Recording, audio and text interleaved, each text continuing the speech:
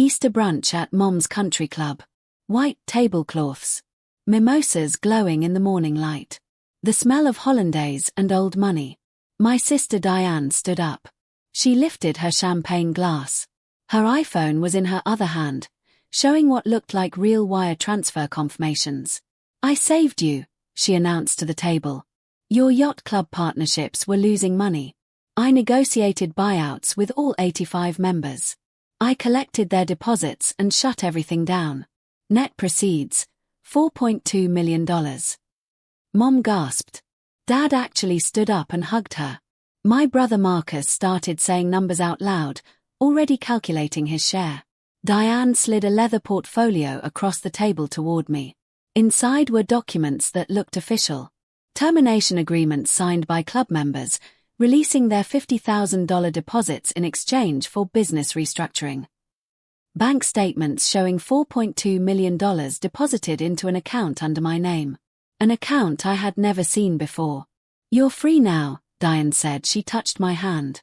"No more drowning in those ridiculous boats and memberships. I handled everything." The family exploded with joy. Aunt Carol started crying.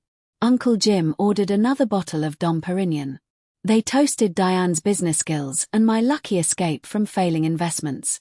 I sat there, my fork frozen halfway to my mouth. I watched my sister accept praise for selling assets she didn't own, ending contracts she had no right to touch, and collecting money that belonged to 85 people who had no idea they'd just been robbed. The hollandaise tasted like metal. Because here's what Diane didn't know. Those weren't failing investments. They were 3 successful marina partnerships I had built over 8 years. Newport Yacht Club. Harbor Springs Marina. Lakeshore Sailing. Each one had 28 to 30 members. Each member paid a $50,000 deposit for exclusive access to premium slips, fully maintained boats, and concierge services. Combined annual revenue, $1.8 million. Profit margin, 34%. Member retention, 97%. I wasn't drowning. I was quietly printing money while my family thought I was just playing with boats. Diane had somehow accessed the member database. She forged buyout agreements and convinced 85 people, lawyers, executives, surgeons, to wire their deposits into an account she opened in my name. An account she controlled. The thing about yacht club members is this: they are not passive. They are type A people. They read contracts. They verify signatures. They call their attorneys at the first sign that something is wrong. I excused myself from the table and walked out to the parking lot. Then I checked my real business email. 47 unread messages. All from Monday morning. All from attorneys. The subject line said everything. Unauthorized termination, Newport Yacht Club. Urgent. Fraudulent buyout agreement. Legal action pending. Notice. Demand for deposit return. I opened the first email. Attorney Gerald Westmore, representing Newport member Dr. Patricia Chin. My client never agreed to terminate her membership. The signature on the attached buyout agreement is not hers. Handwriting analysis confirms forgery. My client demands immediate return of her $50,000 deposit plus legal fees. If funds are not returned within 48 hours, we will file criminal charges for theft and fraud. I opened 5 more emails. Same story every time. Forged signatures. No authorization. Immediate demands for the return of funds. The last email was from the Harbor Springs Marina Members Association's attorney. Subject line: *** class action lawsuit. *** 85 plaintiffs. I sat in my car with the engine off. Cold leather pressed against my back as I read how 85 yacht club members had all discovered, within hours of each other, that someone claiming to represent me had forged termination agreements, stolen their deposits, and vanished with $4.2 million. They compared notes in a group text. They hired one law firm. By 9 a.m. Monday, they had filed a joint lawsuit. The suit named Diane. And it named me, listed as the owner of the account where their money had been sent. I could have walked back inside. I could have confronted her in front of the Eggs Benedict and family applause. I could have yelled about fraud, forgery, and 85 lawyers ready to destroy her. But something shifted in that parking lot. Something cold. Something precise. If Diane wanted to play financial mastermind, I would show her what real strategy looked like. I called my attorney, Marcus Webb, the man who had structured the original marina partnerships. He answered on the first ring. "I was about to call you," Marcus said. "Westmore contacted me this morning. He says your sister forged buyout agreements for your yacht club members and collected $4.2 million. Is this real?" "It's real." She announced it at Easter brunch an hour ago. The whole family was celebrating. Silence on the line. "Has she spent any of it yet?" Marcus asked. "She closed on a $1.1 million house on Friday. I checked the county records from the parking lot." "Good," Marcus said. "That makes this easier. Wire fraud, forgery, theft by deception. And now we can attach the house." "How do you want to proceed?" he asked. "I want every document. Every forged signature. Every wire transfer. I want her buried in evidence.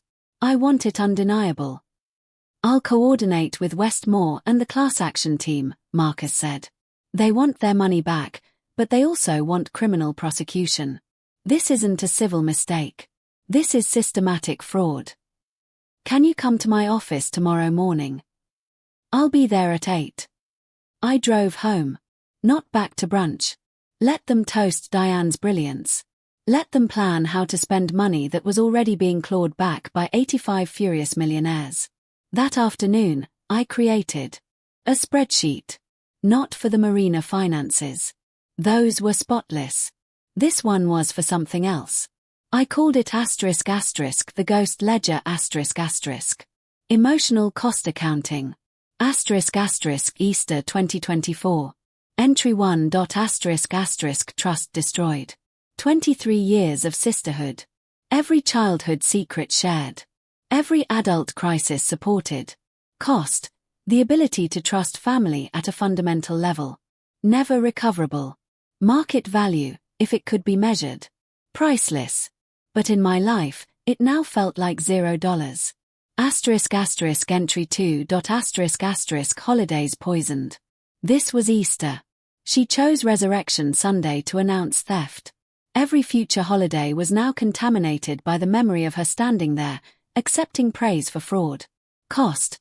Peace during family gatherings, permanently lost. Entry 3. Reputation risk. 85 members believed I was complicit, until proven otherwise. My name was on the fraudulent account. My business stood on the edge of destruction by association. Cost. 8 years of reputation building now endangered. By 6 days of her fraud. Entry 4. The performance. I sat through 90 minutes of brunch. Smiled. Nodded. Acted grateful, while knowing 85 lawsuits were already waiting. Cost. The part of me that believed in authentic family connection. The performance killed honesty. The ledger filled 3 pages. Line items for every text where she asked about business struggles I had never mentioned. Every time she offered to help organize my finances. Every moment of manufactured concern that I now understood was reconnaissance. The ghost costs, the emotional theft beyond the money, added up to something I couldn't calculate. But writing them down made them real. Made them count. Tuesday morning. Marcus Webb's conference room. Present. Marcus. Gerald Westmore, representing the Newport members. Catherine Torres, representing the Harbor Springs group. And David Chin, leading the class action. They spread the evidence across the mahogany table like a prosecutor's dream. 85 forged signatures. Handwriting analysis from 3 separate experts. None matched the real members. Digital forensics told the rest of the story. Diane used Photoshop to copy signatures from original membership agreements. She pasted them onto fake termination documents. Wire transfer records showed every dollar. All $4.2 million went into an account opened on March 15 at First National. Account name, ***, Lakeshore Holdings ***. Administrator, James Mitchell My name. Her control. She had forged my signature on the bank documents too. The timeline was clean. Marcus explained it. She opened the account on March 15th. Started contacting members on March 18th using termination letters printed on fake letterhead. Collected deposits from March 20th through April 2nd. Easter brunch, April 3rd. She closed on her house April 1st, before Easter, using $1.1 million as a down payment. Premeditation. She planned this for weeks, Westmore said. This isn't impulsive fraud. This was calculated theft. Catherine Torres opened her laptop. County records show the house is in her name only, she said. But the down payment came from a wire transfer out of the Lakeshore Holdings account. We can trace the money directly from our clients to her property. Criminal charges?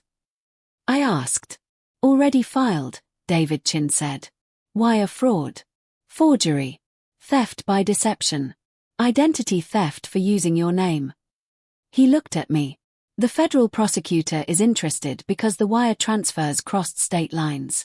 Some members wired funds from Florida, Texas, and California.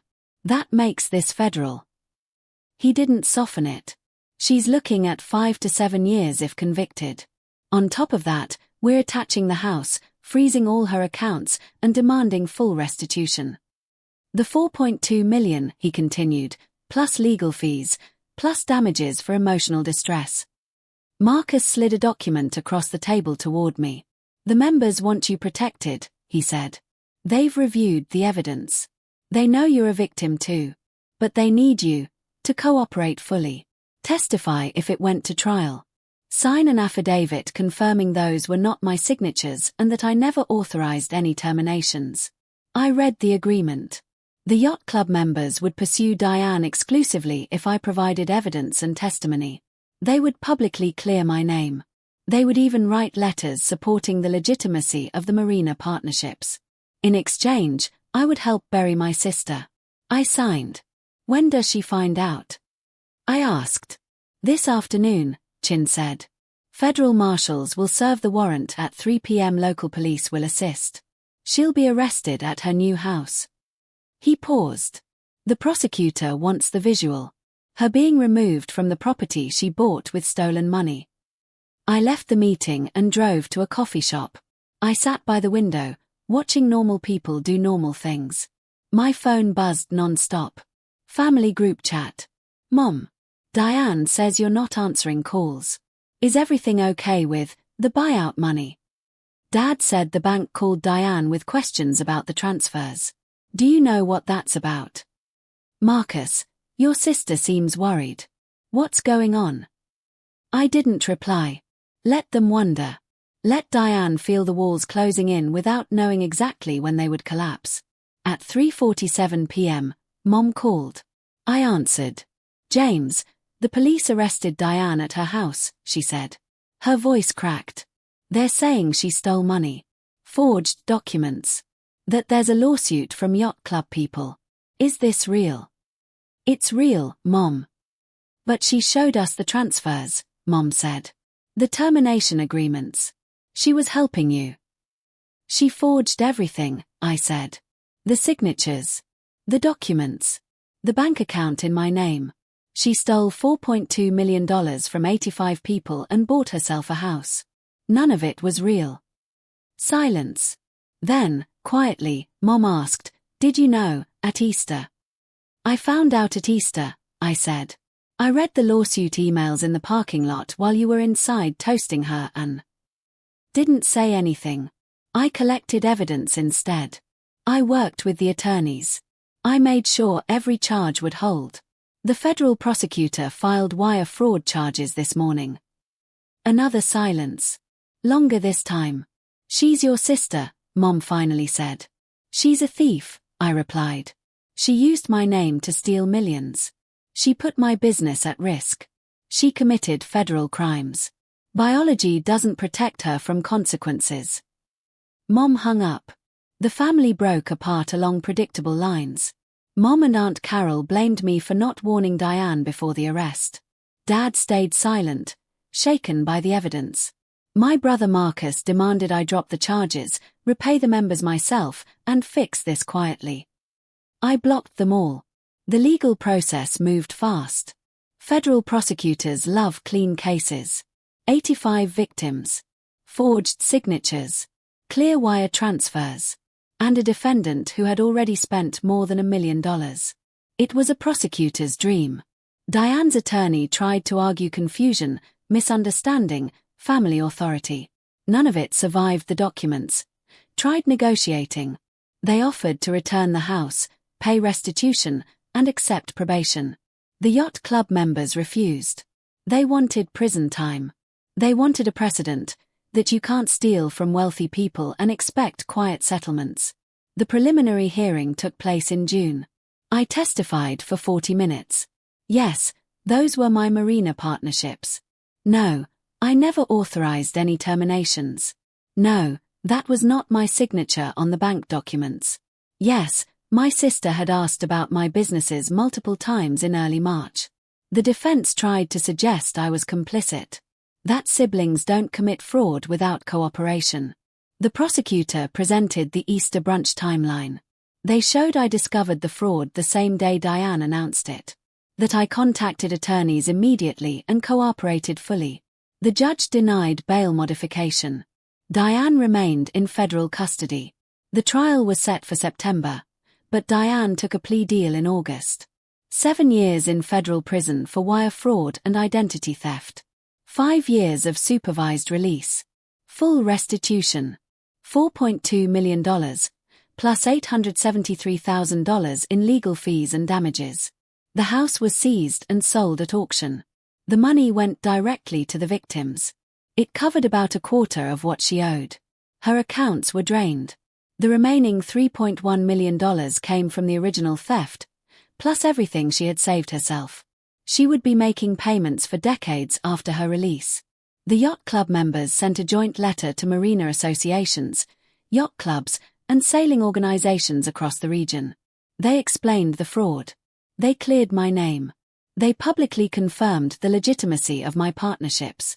Membership applications increased. Apparently, being the victim of an elaborate yacht club fraud made me seem more trustworthy. By contrast, word spread quickly. His sister tried to steal from him and 85 members. He cooperated fully. He helped bring her down. That was integrity. By October, I had added 12 new members across the 3 marinas. Annual revenue climbed to $2.1 million. The family wanted reconciliation. Mom sent cards. Dad called once a month. My brother Marcus left voicemails about healing. I didn't answer. In November, I sat on my boat at Newport, a 42-foot Catalina I bought with honest profits. I opened a bottle of bourbon. The water looked like dark glass, marina lights reflecting like scattered coins. Diane thought she was smart. She thought she had liquidated my failing investments and saved me from drowning in boats and bad decisions. Instead, she proved exactly why I kept my success quiet. Why I let them believe I was just playing with hobbies while I built partnerships generating 7 figures every year. She wanted to be the financial genius. The sister who rescued her struggling brother. The hero of Easter brunch. I didn't need rescue. I needed her arrested. The bourbon burned clean. The boat rocked gently. Somewhere in federal prison, Diane was learning that intelligence is not the same as wisdom, and that stealing from 85 millionaires is a masterclass in consequences. The marina was quiet. My marina. My members. My profits. She tried to liquidate my world. Instead, I liquidated her freedom. There is no place for her in my future. The partnerships are expanding. We're already looking at 2 new properties in Martha's Vineyard. The members trust me completely now, battle-tested loyalty, forged through coordinated legal warfare. And I sleep perfectly at night. Because the best revenge isn't rage. It isn't satisfaction. It's watching someone destroy themselves with their own greed, while you document every step, then hand the evidence to federal prosecutors with a ribbon on top. The account is closed. The balance is 0.